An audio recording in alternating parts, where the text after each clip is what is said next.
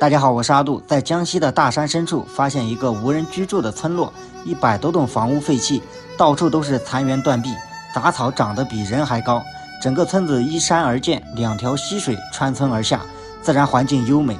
这里发生了什么？又为何废弃？带大家一起进村子里面实地看一看。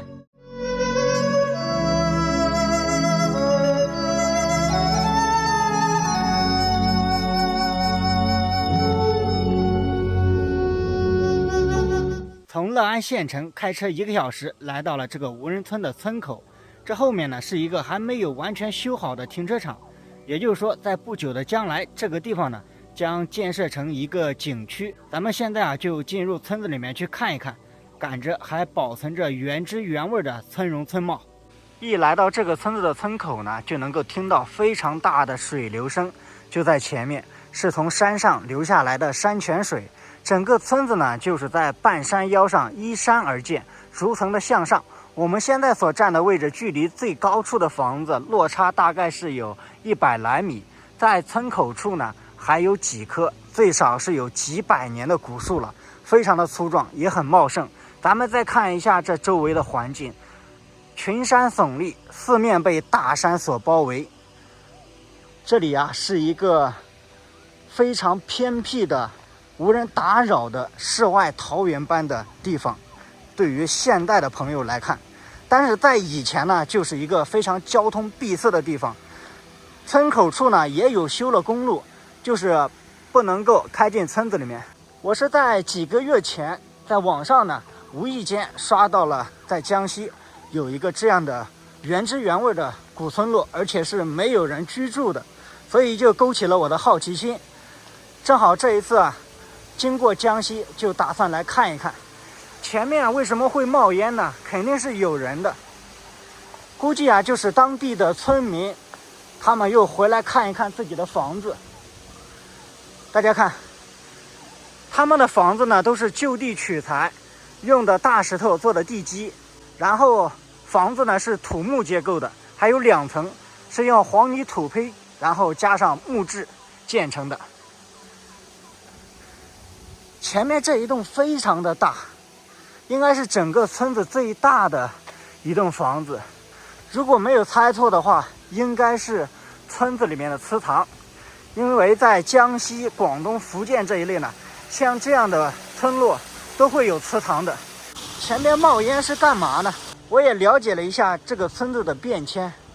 在网上呢，我看到是说，在2011年的时候整个村子就搬迁出去了。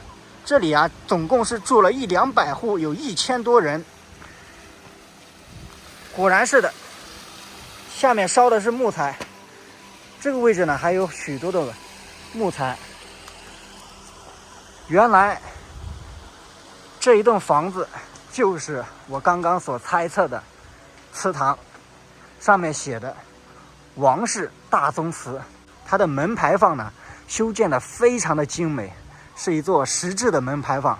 这些木材呢，我看了一下，也就是要把这个祠堂呢重新的给翻修一下。因为在当地呢，村民是非常注重祠堂的，他们的民俗民风保存的非常的完好。现在这个时间是下午的4点钟，再过一会儿天马上就要暗下来，太阳也要落山了。晚上的时候天黑，一个人还不敢往这里面来。这些房子呢，有的甚至都有上百年的历史了，可以看到明末清初的建筑风格，有那种感觉。你看前面这一栋，它同样是土木结构的。这一栋呢，还是整个村子在正中心的位置，它正好是一个半圆形的建筑，用的是青砖建成的。你看这条溪水呢是从许多个水渠流下来的，这边还有。这也就是为什么整个村子搬迁出去了。据说呢是因为有地质灾害的风险，因为它处在半山腰上，而且呢周边的山呢汇集了几个沟壑，这几个沟壑呢正好是都需要从村子经过。也就是说，如果下大暴雨的情况下，可能这个村子会有泥石流的一些风险。这下面就是水道，而上面呢是用石板铺起来的，也就是悬空的。这一栋房子也已经垮塌了，你看，它整体呢还是木质的。这边有许多是危房，咱们尽量靠远一点，因为我们看它的墙面呢都已经倾斜了。这里面看样子啊，还有人经常回来打扫一样。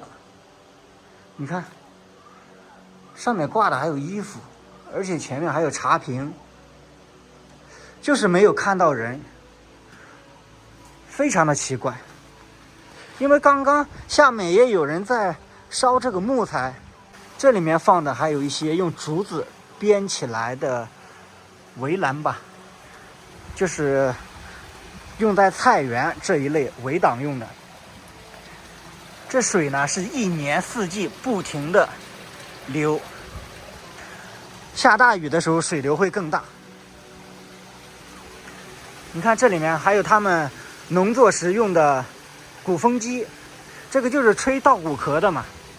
刚刚我航拍的时候看，这边的土地啊非常的少，所以在没有搬迁之前啊，应该物资各方面都比较匮乏，生活也很艰辛。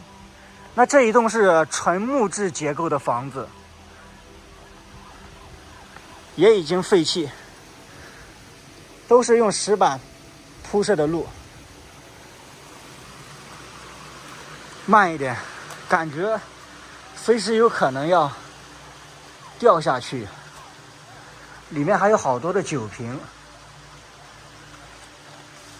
你看上面还有一些在上个世纪的一些壁画图片啊，摩托车在80、90年代，应该是在90年代往后，那个时候摩托车特别的流行，沿着台阶一直向上，很安静啊，在这里面走着，只能够听到水流的声音，以及各种鸟儿和昆虫的叫声。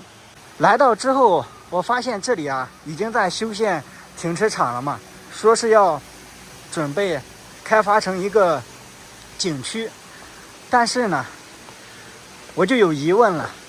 当初他们搬迁，如果说是因为地质灾害的原因，那么现在回头又要建设景区，这不是自相矛盾吗？可能这里面呢还会有一些其他的原因，当地的朋友有没有知道的呢？现在这个村子呢已经完全的搬走了，搬到了离乐安县城很近的地方，距离这里呢有将近30公里。现在那个地方呢是叫做稠溪新村，而我们所在的这个村子呢，它就是稠溪村，因为要开发成景区，也有叫是稠溪古村。这还有一栋非常大的建筑，看一下，刚刚那边是祠堂，那这一栋呢，上面写的是驻存堂，2006年修。在网上呢还有10几20户的人家是住在那个山凹里面的，当然都已经没有人了。这一条路呢被杂草给挡住了，不太好过去，我就不准备再上去了。大家看一下，在这个位置呢还有钉上了一个标牌，写着历史建筑。但是这些房子呢现在损毁的比较严重，也只有非常少的一部分，它整体的面貌呢还保存着。在没有搬迁之前，100-200户，1000多人生活在这个半山腰上。当时的场景啊，一定是非常的热闹，欢声笑语，邻里之间也很和睦。而现在呢，一切都回不去了。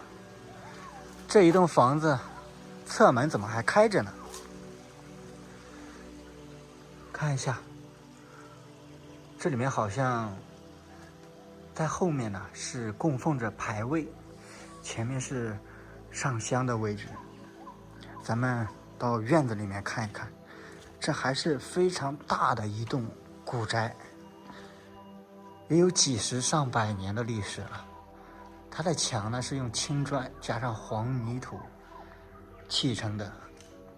你看，在中间呢还有一个天井，四水归塘，下雨流下来的水呢全部在这个方形的池子里，然后下面呢还有做流水的地下管道，就流出去了。大门是关着的，如果大家想要过来的话，最好是结伴而行，一个人呢还是要注意一些。这就是刚刚进去的这栋房子的正门。其实当地的村民他们已经搬迁出去了嘛，离这里有30公里。在一些特定的时节，比如说挖春笋，或者说其他祭祖的时节呢，他会回来看一看。每个人呢都是有思乡故土之情的，虽然说他们并没有离开自己的家乡，但是离开了自己祖辈生活的地方，对这里啊是有感情的。还好现在这个季节呢，像蛇呀都已经开始进入冬眠了。如果是春夏的时候要注意一点，尤其杂草这么深，要预防一下蛇虫这一类的。你看这些房子，这一栋就比较现代了。有多少朋友跟我一样是喜欢这样原生原态的古村落？